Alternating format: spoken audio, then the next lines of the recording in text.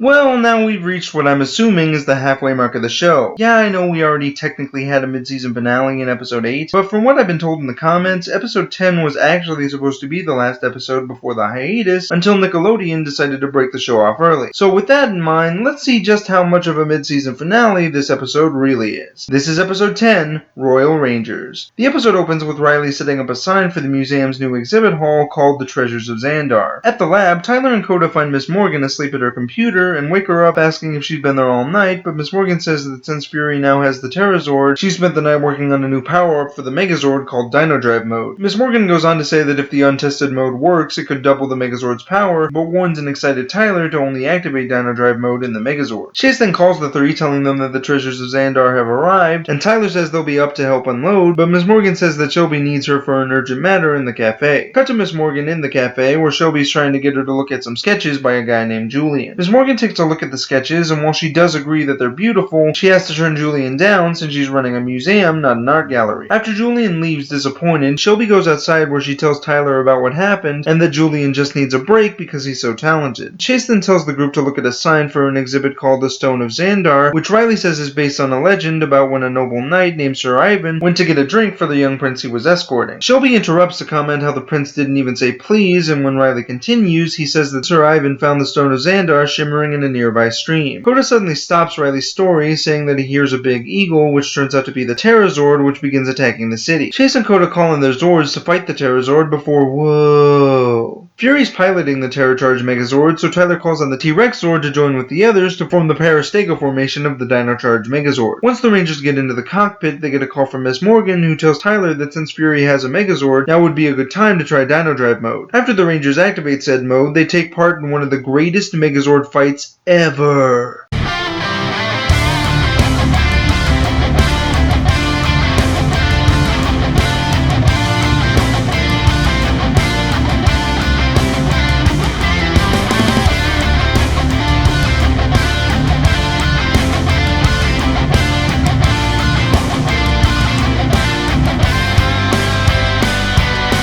Fury's able to strike the Rangers down and prepares to finish them off, so Tyler tells Coda to throw his shield to hold off the attack. Miss Morgan informs the Rangers that Fury's Megazord's running out of power, so Tyler tells Chase to shoot the thing, forcing Fury to retreat. Later that night, Tyler asks why Fury's Terra Charger would run out of power since theirs lasts so long, and Riley theorizes that whatever's inside Fury must be getting weak. Miss Morgan says that Fury could still do a lot of damage even if the Terra Charger has a small amount of power, before Shelby breaks up their discussion by talking about how princesses waste good money on tiaras. As the teens go to lift the crate with the Stone of Xandar in it, the contents of the crate start glowing along with the Rangers' Energems. When things stop glowing, Miss Morgan tells them to lift the crate, but before they can, the crate opens, revealing that the Stone of Xandar is actually the gold Energem. The group heads back to the lab, with Miss Morgan saying that Fury would have unlimited power over the Terrazord if he ever got a hold of the gem, so Coda suggests that they hide it, but Tyler has another idea. On board Sledge's ship, Fury tries to recharge the Terra Charger, only for Wretch to tell him that the thing inside him is now preventing the charger from charging fully, so Fury takes the charger, telling Wretch he doesn't need his help anyway. Angry, Fury goes onto the bridge where he finds Poisandra watching TV. Get back to work! All of you! Oh, you furball! Wait till Sledge hears about this! Mean kitty! The Stone of Xandar exhibit has its grand opening tomorrow. It's rumored the Xandarian prince will be making a rare public appearance with his new bride. What? And she will be wearing the stone itself. A princess has the gold Energem? Yes, our fake story. Make it to TV. Yeah, good job, Kindle. Let's just hope Poisandra catches it.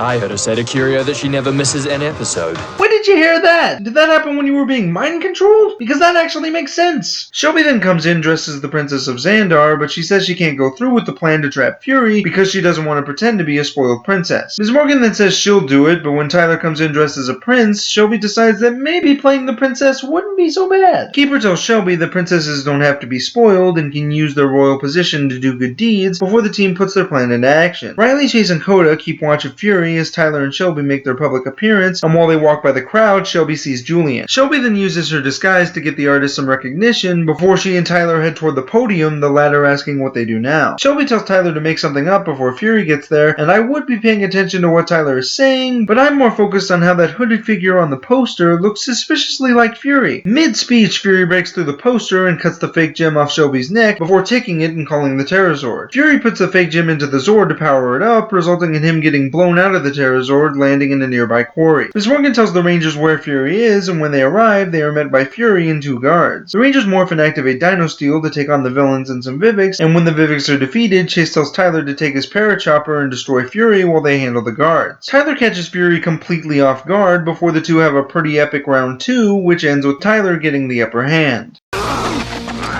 Give me the Terror Charger or I'll destroy you! You've got no choice, Fury! No!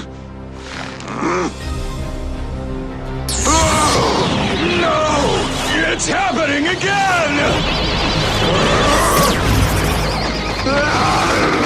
Do it, Tyler! Destroy him! Tyler! What are you waiting for? Is it possible? Dad? You will not escape me!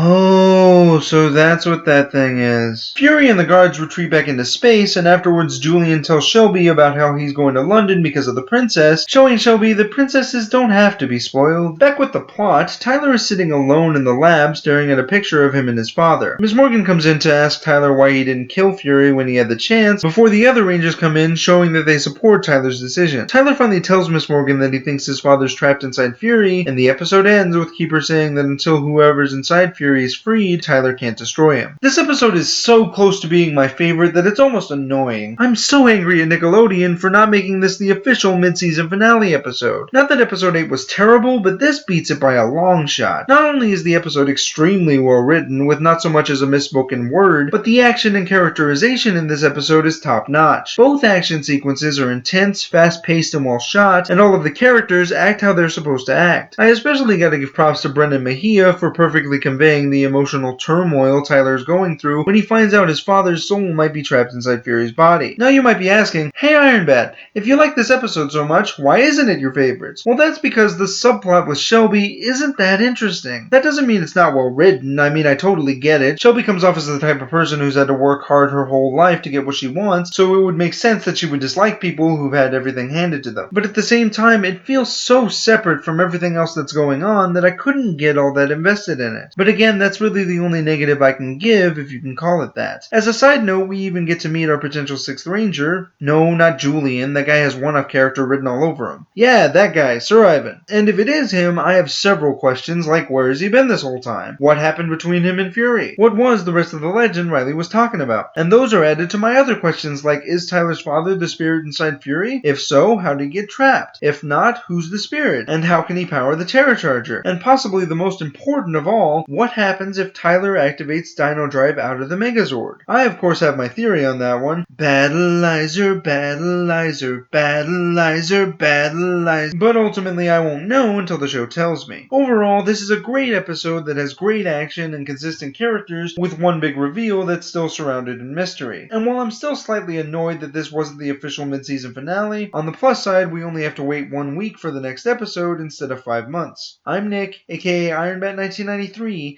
and may the power protect you.